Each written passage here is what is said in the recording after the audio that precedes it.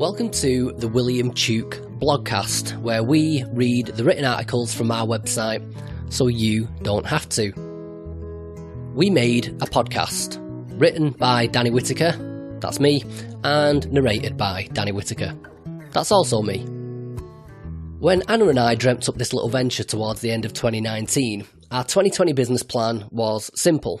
Spend the first couple of months getting all the boring, bureaucratic, red tape nonsense out of the way, like registering the business, building the website, getting a bank account, etc.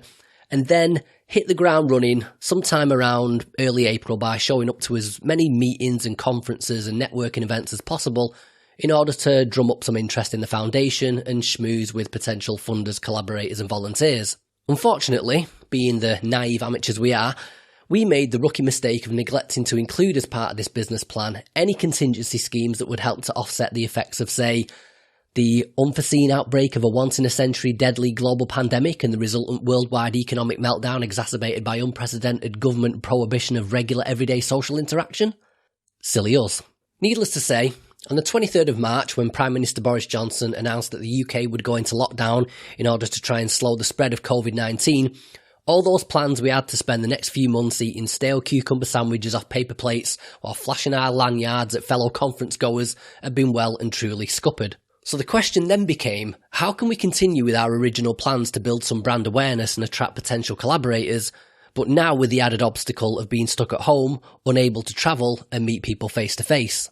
For an established organisation with a marketing budget and a reputation to cash in on, this is not an insurmountable challenge. In fact, we've gazed in envy from the sidelines as plenty of our more seasoned peers have adapted to the current circumstances by hosting all manner of successful digital meetups, symposiums and presentations on Zoom. But for an organisation whose only fans are its founders' mums, and with a marketing budget of whatever loose copper happens to be skidding around the ashtrays of our respective cars, organising such get-togethers isn't really an option.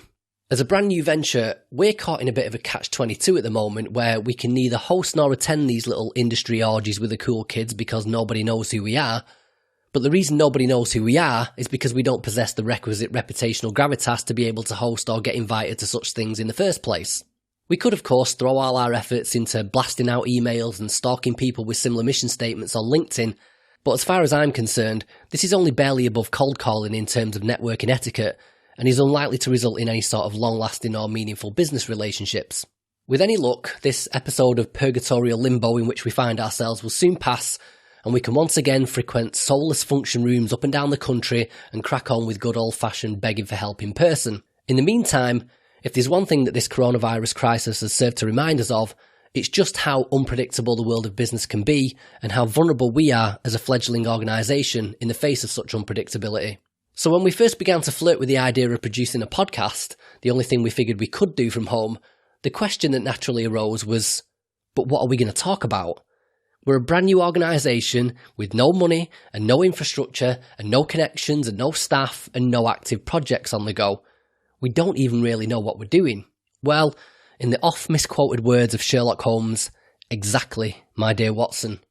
And so, the Non-Profit Diaries was born. All the trials and tribulations of launching, running and growing, hopefully, a non-profit startup recorded for your listening and viewing pleasure. In fact, the first episode, What's Our Why, in which Anna and I discussed the origins and inspiration for launching the William Tuke Research Foundation, is already available. But that's not all there is to look forward to. As well as documenting our journey as a non-profit, we will also soon begin producing educational content such as interviews, debates and audio and video lectures under the banner of the Tuke Academy. And for those people with visual or learning disabilities that make reading difficult, or just the hardcore audiophiles amongst you, all future blog posts, articles and opinion pieces posted to our website will be narrated and made available as an audio blogcast. But don't worry, you won't have to scrounge around your podcast app in order to find all these different episodes. They will all be available via the same William Tuke Research Foundation podcast. You can find the audio-only version over on Apple Podcasts, Spotify and SoundCloud, and the video version is over on YouTube. And if you enjoy the podcast, maybe you can even leave us a positive review or share it with your friends on social media. That's all for now. Thank you for listening.